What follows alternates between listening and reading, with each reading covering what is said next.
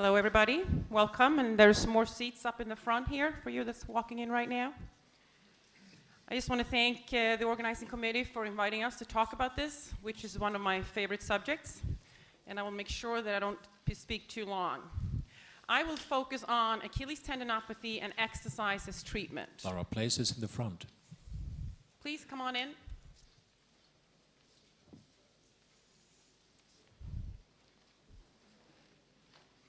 We'll get started anyway. So the Achilles tendon is one of the most injured tendons, especially in athletes involved in running and jumping. And Achilles tendinopathy then is the clinical syndrome characterized by a combination of pain, swelling, either diffuse or localized, morning stiffness, and impaired performance. Achilles tendinopathy is also what we called maybe 10, 15 years for Achilles tendinitis, but we know now that it's not an acute inflammatory process that's going on, so we call it Achilles tendinopathy. So for Achilles tendinopathy, systematic reviews indicate that exercise, then especially eccentric exercise, have the most evidence of effectiveness. And there is a consensus that all patients should initially be treated with exercise program for at least 3 months. I would like to add that for at least 6 months. So we look at it, why do we have exercise with tendinopathy? And there's a lot of explanations out there for why we have successful treatment with exercise.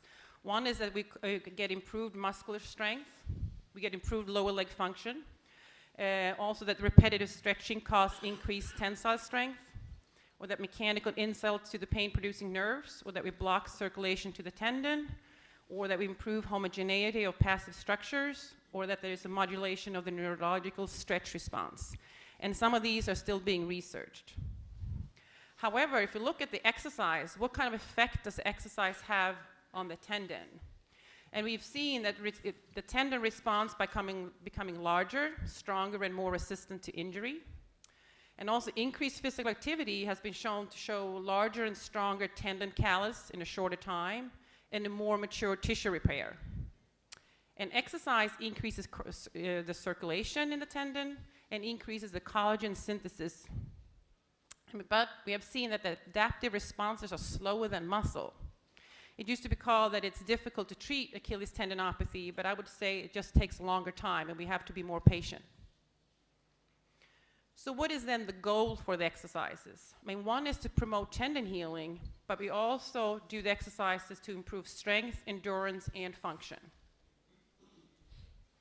So I would like to focus then on the clinical questions, because today often everybody knows that they need exercise.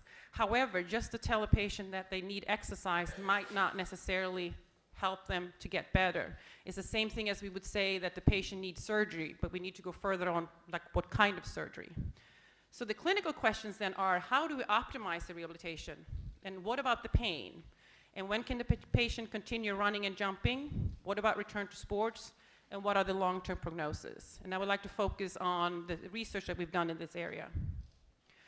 But there was a study by Ruptures et al. That came out in 2007, which is, I think, an excellent study because they were able to have a randomized trial where one group did not receive any treatment at all. And they could see that eccentric exercise and shockwave treatment were improved significantly, but just the wait and see did not improve. So it's not just a matter of waiting and then it's going to get better. If you look at this review by King et al. Shows 9 different studies on eccentric exercises treatment, and this is the basis for saying that this is one of them showed most effectiveness in treatment for tendinopathy. However, there's been a big focus on just eccentric treatment, but why can't we do concentric treatment? And if you look at the current research, it's been shown that there's no difference in peak tendon force or the tendon length. Because one of the descriptions were that eccentric loading actually stretched the tendon more than concentric loading, but that does not seem to be the case. However, eccentric loading has seemed to cause a high frequency oscillation in the tendon that has not been found in the concentric loading. However, I would like to emphasize on, if you look at the patient, they have deficits in both the concentric and the eccentric strength. So for other treatment studies, we have focused on an exercise program to treat the tendon injury and the functional deficits. And we have used our treatment program in 2 different randomized trials. And we call it slightly more a comprehensive treatment protocol. We use both concentric and eccentric loading. It's divided into 4 phases, and we also increase the speed of movement to increase the load. this exercise program is published in our studies. In the study Continuous Sports Activity, it's published in the American Journal of Sports Medicine. So what about the pain? One of the big problems with these patients are that the Achilles tendinopathy is painful. And if we tell them to do the exercises actually causes pain. However, the mechanical loading, as we talked about previously, is needed to achieve healing. So in our studies, we've used a pain monitoring model. This was initially used by Roland Tomei in 1997 on patellofemoral pain syndrome. And we used it in 2 studies to use on patients with Achilles tendinopathy. And it's based at 0 is no pain and 10 the worst pain imaginable.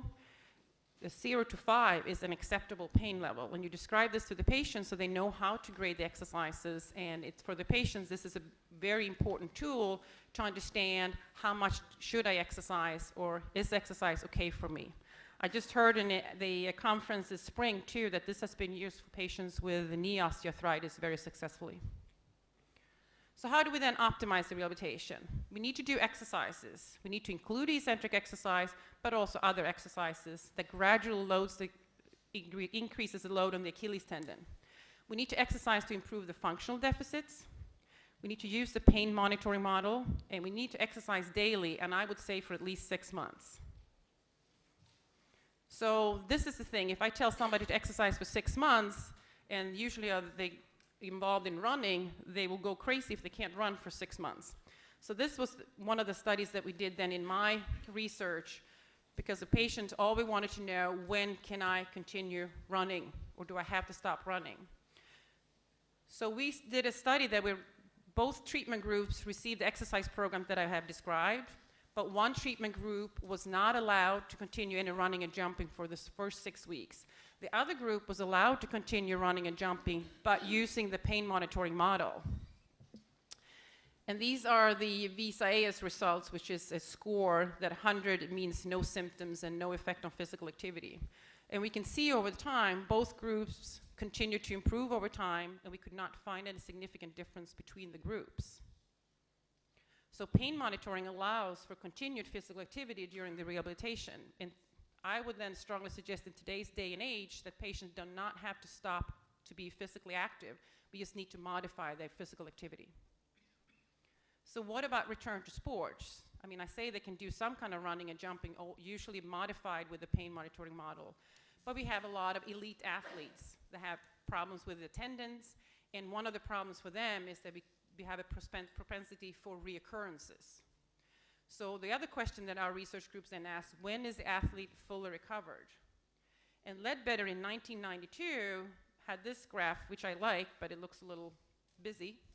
But what he was talking about was that in the recovery portion of a tendon tissue is that the pain level might subside prior to the tendon have fully healed.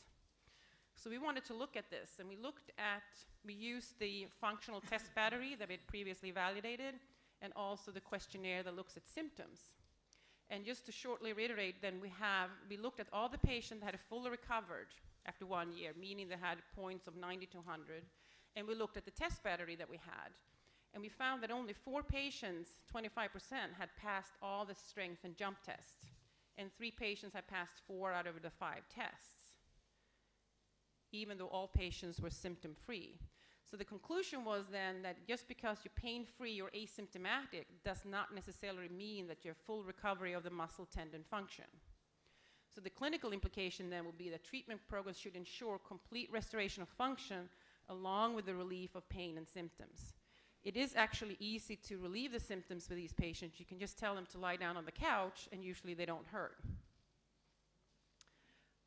But what about the long-term prognosis of exercise as treatment? And this is a study that just was accepted for publication in the American Journal of Sports Medicine.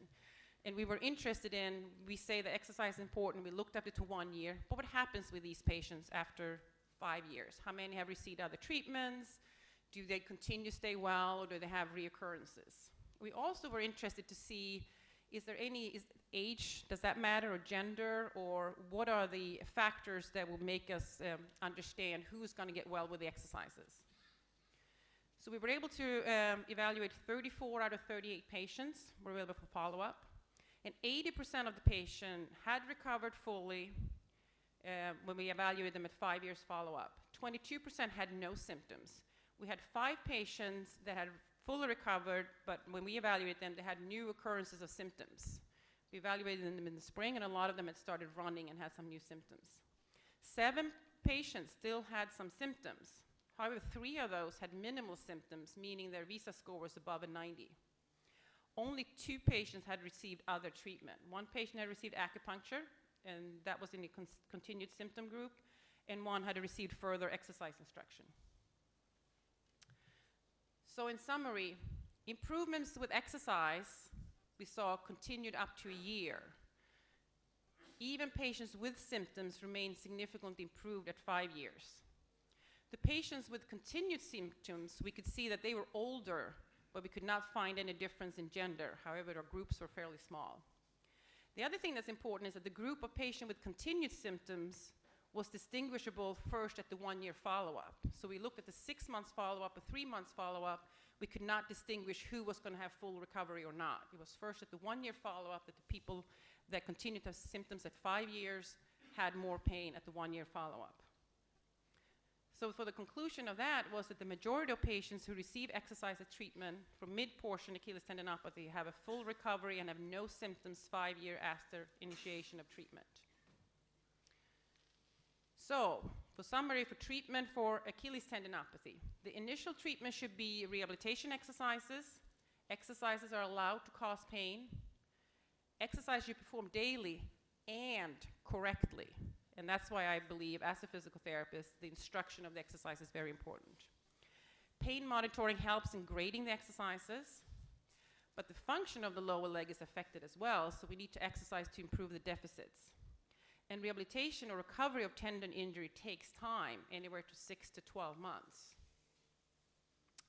Thank you.